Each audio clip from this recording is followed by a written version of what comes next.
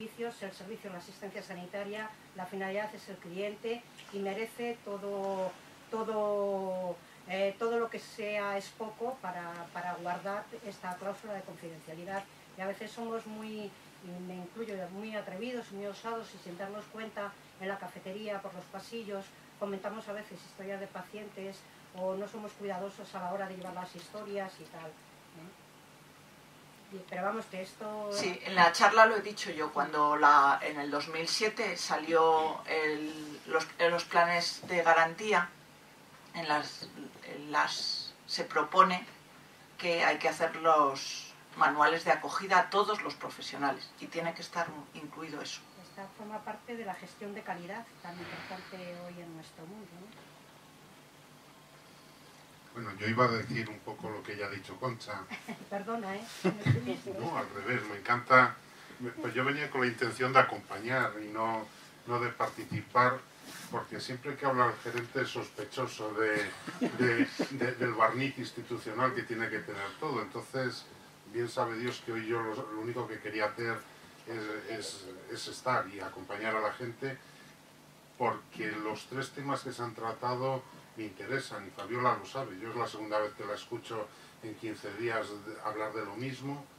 Hemos tenido una conversación en el despacho hablando de estas cosas y hemos hablado de generar una estrategia propia para poder garantizar esto.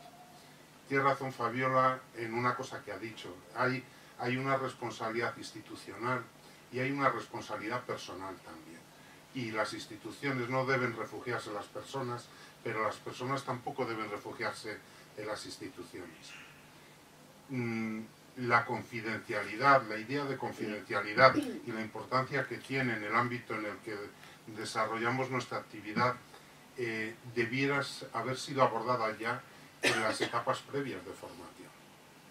Nosotros lo que hacemos al personal de nueva incorporación con el manual de acogida al que se ha referido Concha es reforzar esa idea, es decir, es la gente que entra, que viene a trabajar con nosotros, decirles, oye, que sepas que esto es importante para nosotros, algo que ya debieras saber, y si no, algo está fallando en algún sitio.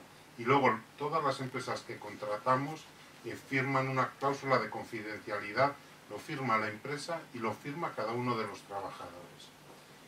Y en la medida que podemos, y digo en la medida que podemos, nosotros rompemos un poco la barrera a la hora de abordar la formación en determinadas cosas, rompemos la barrera del propio ámbito nuestro de los profesionales y estamos formando, y no en una cosa, en varias cosas, a las empresas de ambulancias, estamos formando a las empresas de mantenimiento y estamos formando a las empresas de limpieza.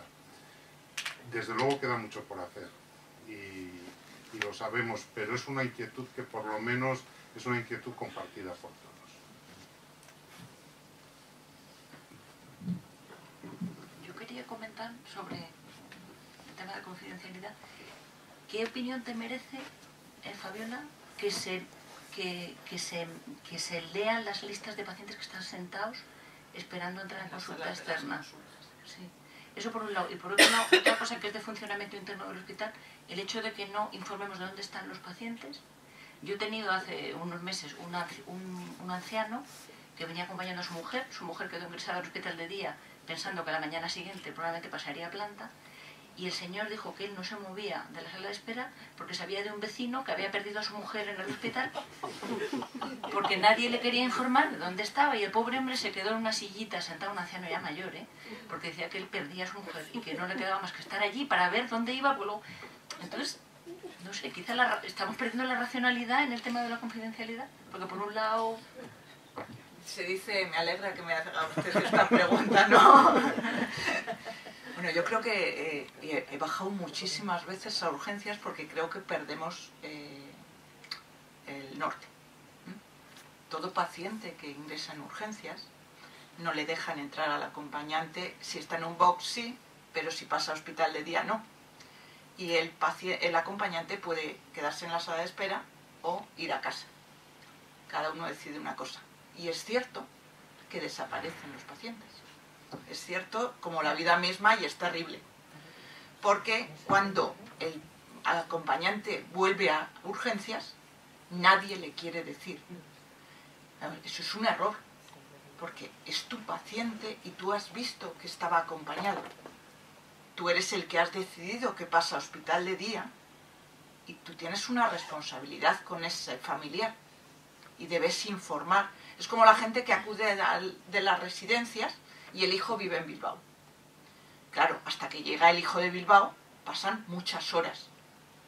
Y ese paciente a veces le llega y le dicen, no, está en el hospital de día. Y el hijo se va a un hotel, normalmente, en la bajada del hospital, vuelve a la mañana siguiente, le hemos ingresado y no le queremos decir dónde está. Vamos a ver, es una responsabilidad del personal de urgencias decir dónde está ese. Es que se puede acreditar fácilmente. Pero te puedo enseñar la otra versión. Ayer llegó 2 personas de origen extranjero diciendo, mi tía, somos los sobrinos de la señora María López Pérez. Claro, yo la dije, ¿y usted cómo se llama? Y dice, Irena Basilova, no sé cuántos. Pues claro, dice, Fabiola, ven, porque no puede ser que Irina sea sobrina de López Pérez. O es un poco raro. Pues nada, lo que hacemos es subir a la planta y decirle, abajo hay una señora que dice que es su sobrina y tal. La señora nos lo explica y decide si la dejamos pasar o no la dejamos pasar. Eso nos pasa todos los días, hoy nos ha vuelto a pasar. Pero fíjate, es curioso porque hoy nos ha pasado con una madre y un hijo.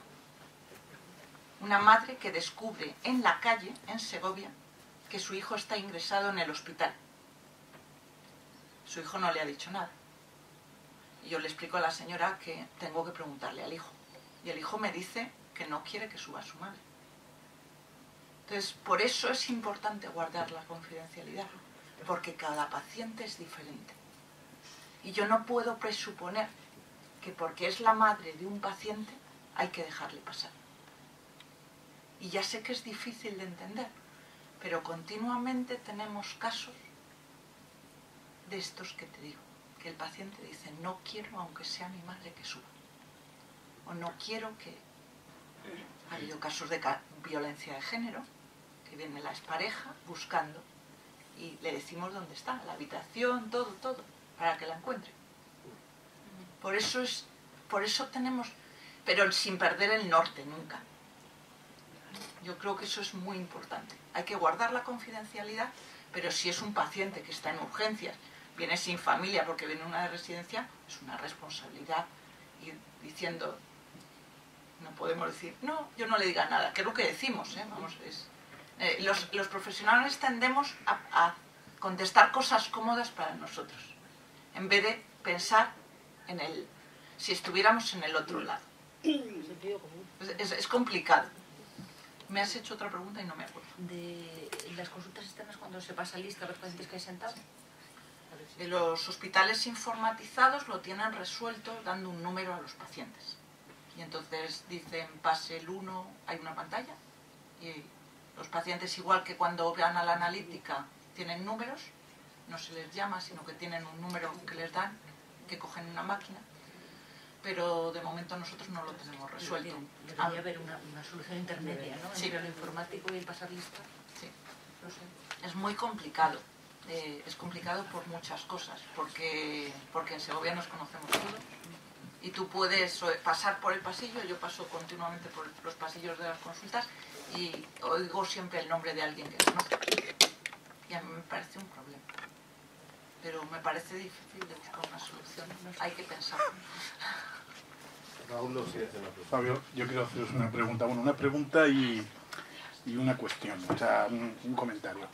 Claro, aquí habláis desde la óptica del sanitario, yo os voy a hablar desde la óptica del paciente, ¿no? Os voy a hablar desde un paciente de un centro rural como es La Granja y de paciente de abrigo del hospital. Desde la óptica del paciente del centro rural, creo que lo sabéis de sobra, vas al médico, hay una lista grande y alguien, o sea, otro paciente te dice, ¿y usted a qué viene? Claro, yo siempre intento zafarme de la pregunta, pero siempre te machacan y te dan el coñazo. Claro, ante eso, ¿qué recomendáis vosotros? Porque claro, yo digo, tú eres el paciente. Yo soy el paciente y ¿qué le tengo que contar yo a este hombre a qué vengo? O sea, no tiene por qué saberlo. Pero en los pueblos que todo el mundo se conoce, todo el mundo quiere saber a qué vienes. Entonces, esa es una. Y ahora viene la otra cuestión. En un centro rural, o por lo menos el de La Granja, el otro día me contaba una amiga que le pasó una anécdota que era la siguiente. No sé si llamarla anécdota.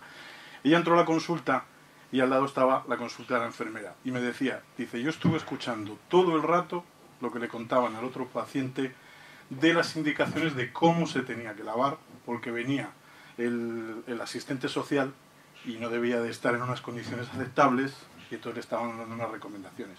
Claro, fijaros eso en un pueblo donde todos se conocen. Ella me decía, dijo, a mí eso me pareció muy duro. Digo, pues a mí también me lo pareció. Entonces, a ver qué opináis vosotros sobre eso. Voy a empezar por la segunda. Eso es un ejemplo que he puesto yo de la médico que está escuchando lo que pasa en la consulta al lado. Yo creo que también tenemos una responsabilidad en esos casos. Es decir, no puede ser que yo esté oyendo lo de la consulta de al lado. Vamos, que hay que dar guerra, porque tendrán que estar las consultas aisladas de tal manera que no estés oyendo lo que está, ni lo que está contando el sanitario al paciente, ni lo que está contando el paciente al sanitario. Me parece un hecho grave lo de que se oiga eso. Y respecto a la otra pregunta es el ejemplo del corte de película, que esto es lo normal. Y como dices tú, claro, en un pueblo se conoce todo el mundo. Y parece que eres borde si no contestas a la pregunta. Sí. Pero esto tiene que ver con tus valores y con lo que hablábamos de lo íntimo de lo íntimo. Y tú decides contar lo que quieres de ti. Bueno, pues yo tengo una imagen pública, pero hay una parte de mí que no sabe nadie. Solo lo sabe si yo lo digo. Y ahí esa es la reflexión que tenemos que hacer.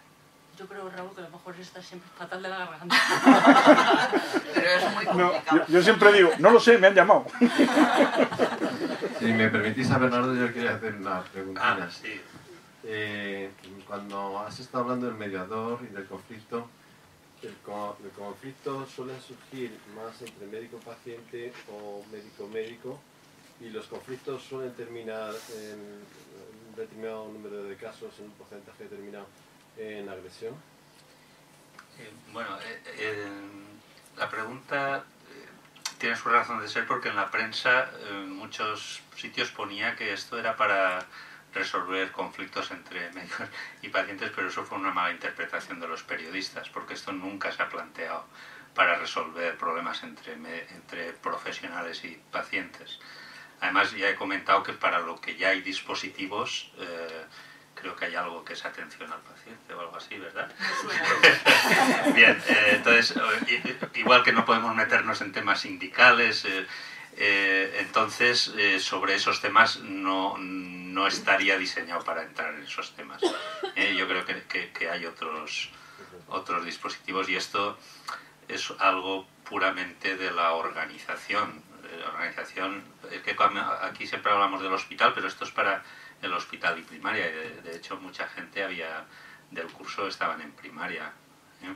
Entonces no compete ahí. Yo ya lo he comentado, al final son problemas de relación interpersonal, conflictos de las relaciones humanas, por decirlo así. Cuando hay algo legal o estructural por medio, ahí no entraríamos.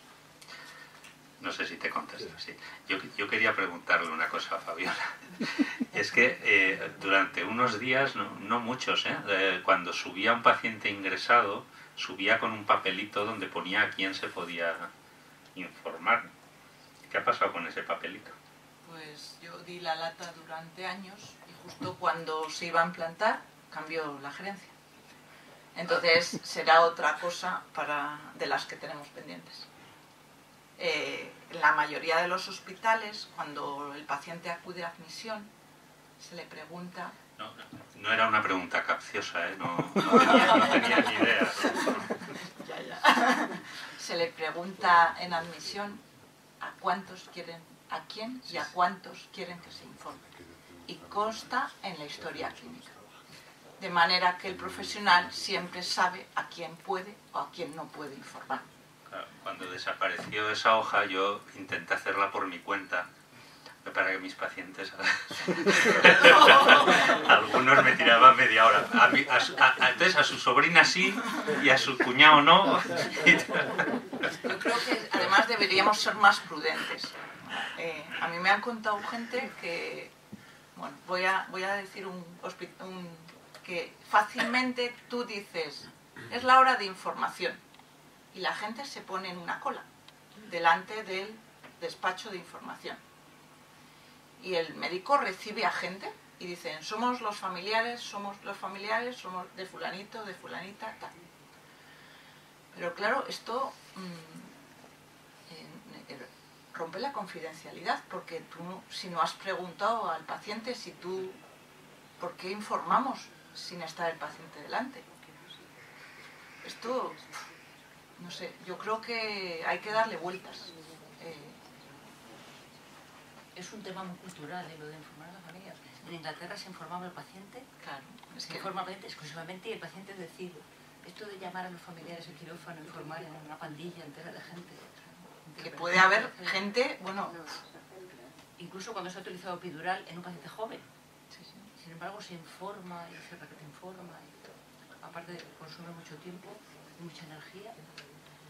Pero luego el riesgo que hay de yo creo que es un desconocimiento de la ley del 2002, que dice claramente el receptor de la información será el paciente, y el paciente será quien diga a quién más se puede informar. No lo respetamos. El código deontológico lo dice también igual, con esa misma frase prácticamente. Y es un problema de mentalidad. De mentalidad de los profesionales y de los usuarios. Vamos, que una madre esta mañana me decía, es que no me ha entendido, es que soy su madre. Digo, no tengo ninguna duda, pero su hijo es mayor de edad y es el que decide. Tenemos muchos conflictos por eso. Hay que explicárselo una y otra vez. Pregunta más. Enrique. Yo no voy a preguntar a Fabiola. Voy a preguntar a Mónica. Yo no soy usuario de redes sociales, me apasiona, me ha gustado mucho lo que has contado. Decía que no soy usuario de redes sociales, pero cuando se habla de redes sociales, sí, hay un tema que tú no has tocado, si lo has tocado parcialmente, que es la difusión de datos de salud por redes sociales. Has hablado de la consulta, has hablado de la imagen, pero claro, es inevitable muchas veces el que haya datos de salud circulando. Tú has hablado mucho de Twitter, se usan mucho los blogs, se usan como forma de comunicación, y bueno, quería pedirte algún comentario sobre eso, en otro tipo de redes o en otro tipo de maneras de comunicar sobre el tráfico de datos sanitarios. Y además no me resisto en este foro a contar una anécdota de lo que a mí me está pasando ahora. Y es que yo trabajo en el medio rural sin red como los trapecistas y sin red informática. O sea, no tengo conexión con la red de Medora ni con la red del hospital. Y desde hace unos meses tenemos la presión de que hagamos la dosificación de Sintrón.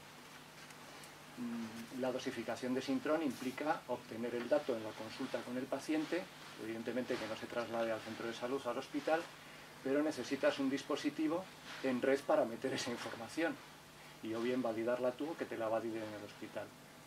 Entonces, en nuestro centro de salud se están mandando los datos por WhatsApp para que alguien los meta, con todo el respeto y todas las garantías, pero no deja de ser una situación curiosa, creo. Sin duda alguna. Además, si habéis leído las condiciones de WhatsApp, cuando uno se pone WhatsApp en el teléfono, nadie se lee los folios y folios de condiciones que uno está firmando. La confidencialidad en WhatsApp es nula, es cero. De hecho, estamos incluso dando permiso a que el teléfono se encienda en cualquier momento y saque fotos. Y eso, si os leéis las condiciones de WhatsApp, está ahí. Y estamos mandando radiografías, estamos Estamos incluso haciendo un uso de eso para compañeros que están de guardia localizada, por ejemplo, pedir segundas opiniones, cosas así. Eso tiene un riesgo que está ahí. El problema es que es una herramienta fantástica, pero hasta que esté totalmente integrada y haya medios más seguros, vamos a usar lo que tenemos y usarlo a veces mal, en beneficio siempre del paciente, que es lo que intentamos, ¿no? Pero a veces pues nos supera ese tipo de situación. Respecto a la primera pregunta que me has hecho, moviéndonos un poco a otra red social, que es Facebook, que es mucho más conocida, ¿no? Probablemente casi todos tenéis cuenta en Facebook. Hay dos grupos en Facebook que me vienen ahora a la mente por la pregunta que me has hecho. Uno que se llama Med and Learn, que es un grupo supuestamente de profesionales sanitarios, en el cual tú tienes que pedir acceso, es un grupo cerrado, pero no necesitas demostrar absolutamente nada de que eres sanitario, y ahí inmediatamente entras a hablar de casos clínicos, y la gente cuelga detalles de pacientes y tal. Yo he sido coordinadora de ese grupo y me daba miedo, porque, claro, es casi un trabajo a tiempo completo, porque la gente inmediatamente adquiere esa falsa sensación de confidencialidad y de secreto, solamente porque estás en un grupo cerrado. Hay miles de personas en ese grupo de Med and Learn. Hay otro más curioso todavía, que se llama El médico de mi hijo, que es un médico, es un grupo que llevan un grupo de pediatras, y al cual hay miles y miles y miles de madres asociadas. También es un grupo cerrado. En ese es lo contrario, en ese son madres que entran a preguntar dudas de salud, desde cosas tan pequeñas como el niño ha tosido una vez, ¿qué hago? Bueno, afortunadamente no le traen urgencias, que se está convirtiendo en la normalidad, el niño ha tosido una vez, le traigo urgencias. Pero están colgando, por ejemplo, fotos de lesiones en la piel, están haciendo consultas de problemas de tipo sexual, de desarrollo, y son los mismos padres los que están ahí. Entonces ahora mismo los pediatras que forman parte de ese grupo están casi como de policías. Llega un momento que son las madres las que conversan entre ellas, porque son madres casi todas, digo madres, y los pediatras están casi exclusivamente para cuidar que no se rompa en exceso la confidencialidad de los niños. Yo creo que esto es un proceso que todos vamos a tener que ir aprendiendo a convivir con ello y aprender a utilizarlo cada vez mejor, poco a poco. Es que no hay otra manera. Yo creo que no podemos coger a la sociedad, sentarle y decirles, ahora os vamos a enseñar cómo usar, poco a poco, no sé. Yo creo que el dibujo ese de las escaleras en el suelo y el señor asomado lo describe. Lo podemos utilizar fantásticamente bien o mal. No sé si te he contestado, no sé si era eso lo que me estabas preguntando. Bueno, tu reflexión me ha gustado, porque una de las cuestiones que surgen es si hay una policía o hay una norma, y ya veo que no, que se está construyendo, está en construcción. Ahora mismo, por lo menos en el mundo de los médicos, nosotros mismos estamos pendientes. Mira, ha sido muy curioso porque para la elaboración de la guía, el grupo de médicos y estudiantes que estuvimos trabajando casi 1 año y medio en ella, estábamos un poco como decíamos nosotros que éramos los vigilantes de la playa, porque estábamos continuamente, incluso esta misma mañana, con Rosa Taberner, que es una de las autoras de la guía, por cerrado me decía, ¿qué te parece esto que ha colgado uno? Y nos intercambiábamos un tuit con una imagen y analizábamos si era apropiado o no era apropiado. Es decir, yo creo que lo que estamos creando ya es una sensación de que hay que hacerlo bien. Y poco a poco, según te vas integrando, pues hay más gente que se va preocupando. A mí me hace mucha gracia porque de vez en cuando en un tuit, entre dos médicos que están hablando, me ponen CC, M. Lalanda, para que, como que me están pidiendo mi opinión, de estos, ¿podemos hablar o no? ¿Es correcto? ¿Cómo lo tratamos? Bueno, yo creo que es ir creando esa... No hay ningún tipo de policía excepto nosotros mismos, afortunadamente, ¿no? Somos un grupo que nos autogestionamos y nos autocontrolamos hasta ahora bastante bien, y ahora simplemente pues es un campo en el que nos tenemos que acoplar. Y yo creo que por eso es tan importante que los médicos nos montemos a este carro. ¿Verdad, Enrique? Estamos dando un ejemplo claro y evidente de lo que estáis hablando. Y haciendo una ecografía el otro día vi una imagen curiosísima y que no había visto nunca, y mi cuñado, que es radiólogo, pues en ese momento, al instante, con la mujer allí, le mando la imagen y me contesta. Y dice, sí, es un mioma calcificado que no había visto muchos miomas, pero con esa calcificación y esa forma nunca. Y él, por su experiencia, pues inmediatamente te contesta. Y antes de que se marche la mujer, pues ya le dice, marche tranquila, que lo que hemos visto. Es una herramienta increíble. Que ahora mismo tenemos a la punta de los dedos a tantos compañeros que... Bueno, y si esa imagen, en vez de tener la suerte de tener un cuñado radiólogo, no tienes el cuñado radiólogo, puedes pedir permiso al paciente primera condición, pedir permiso al paciente, colgarla en Twitter y decir, necesito que alguien me eche una mano, ¿qué os parece esta imagen? A lo mejor, por supuesto, la decisión tuya no va a estar basada en lo que te digan en ese momento, ¿no? Porque entraríamos también, que lo raro es que nadie lo haya sacado ya a colación de, ¿y cómo sabes tú que el que te está contestando es quien dice que es, no? Bueno. Pero sí. Que se lo sabe. O que se lo sabe. Sí, sí. Cuando llevas un tiempo en redes sociales llevas viendo quién habla con cierto conocimiento, el bagaje que tiene, ¿no? Es que realmente es como la realidad, solo que virtual. Mónica, este dibujo del señor que se encontraba mal antes de entrar en... Pero es que esto, claro, como los médicos no sabemos de todas las especialidades y no sabemos de todo, nos puede pasar un poco también. A los psiquiatras mucho. ¿Cómo sabes que la información que te están dando es válida o tiene un nivel científico adecuado? Claro. Pues mira, se ha planteado muchas veces si los blogs, por ejemplo, deberían tener un sello de calidad. Y de hecho en Cataluña ya han creado, el Colegio de Barcelona me parece que es un sello de calidad para los blogs. Yo creo que creando un sello de calidad íbamos a perder mucho. El consejo que damos en el manual, porque todo esto lo hemos tratado, y de hecho el manual le colgamos en redes durante una temporada larga para que la gente opinara, y esto es uno de los cambios que se hizo. ¿Qué hacer con este tipo de situaciones? ¿Cómo consigues que lo que lees te quede una cierta garantía que proviene de quien dice que es, ¿no? Pues lo que sugerimos, por ejemplo, en el caso de los blogs, es que si son blogs de difusión sanitaria, de difusión sanitaria médica, no, por ejemplo, sociopolítica o sociosanitaria, pues que el médico se presente con su número de colegiado. No tenemos la suerte de tener la colegiación, que nos vale para tantas cosas, una de ellas es esta, que de esa forma simplemente pues se puede comprobar fácilmente que eres quien dices que eres, ¿no? Yo, además, cuando he visto esa imagen, me parece el mejor argumento para que los sanitarios empecemos a utilizar bien las redes sociales. La realidad es que cada vez tenemos más pacientes, y tú has dicho que un 90 y no sé cuánto, eso me ha impresionado la cifra, que entran 75%, que van a entrar en Google a saber lo que les hemos dicho. Si los sanitarios estamos bien formados en redes sociales, podremos siempre orientarles y decirle, si usted va a entrar cuando llegue a casa a ver lo que le he contado, entre en estas páginas. Porque de alguna manera evitaríamos lo que le pasa a la segunda imagen. Sino, siempre entraría en páginas de calidad y orientado por el profesional que le ha atendido.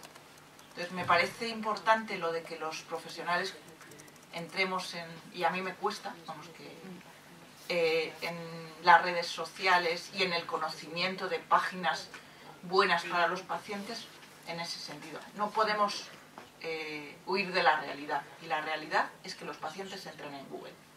Pues vamos a ser los sanitarios los que les orientemos hacia las páginas adecuadas. Y para eso es muy importante Internet en consulta. Estoy de acuerdo.